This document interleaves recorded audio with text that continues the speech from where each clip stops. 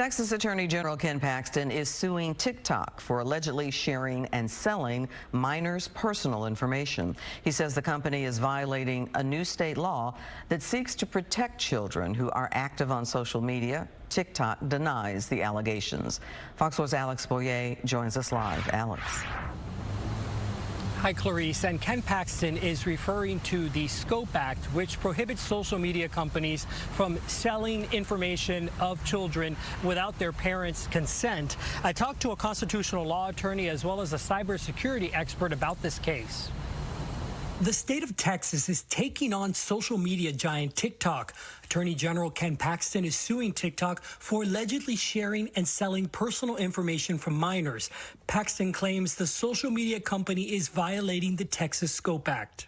I think he was eager to get back into court with this and see what kind of grade he gets this time around. David Cole is a constitutional law attorney not involved in this case. The state law, which was passed last year and partially implemented on September 1st, protects minors from having their information shared without permission from their parent or guardian. It also allows parents to manage their child's privacy and account settings. In a statement, Paxton said, in part, Texas law requires social media companies to take steps to protect kids online and require them to provide parents with tools to do the same. TikTok and other social media companies cannot ignore their duties under Texas law. The one that's more slippery is the use of their information. I mean, what is that, right? We all know that what you put online tends to go off, but if it's been anonymized, and that does start to get into general content management policies that raise more of a First Amendment issue. So the closer it gets to conduct and protecting, a direct line to protecting kids and a direct line to protecting parents, that's going to be better for the state in court. In response to the lawsuit, a TikTok spokesman issued a statement saying, in part, we strongly disagree with these allegations, and in fact, we offer robust safeguards for teens and parents, including family pairing, all of which are publicly available. So there are multiple dimensions of concern.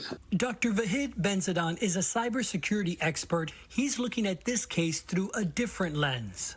If the data is breached, then the history of interactions that the minor has had with the app, along with other attributes that were collected, including location data, name, contacts or interactions with others and so on, can be easily exploited by bad actors.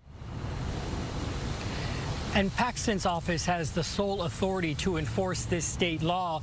They're seeking $10,000 per violation, as well as reimbursement of attorney's fees. No word at this point when that federal district court judge out of Galveston might issue a ruling.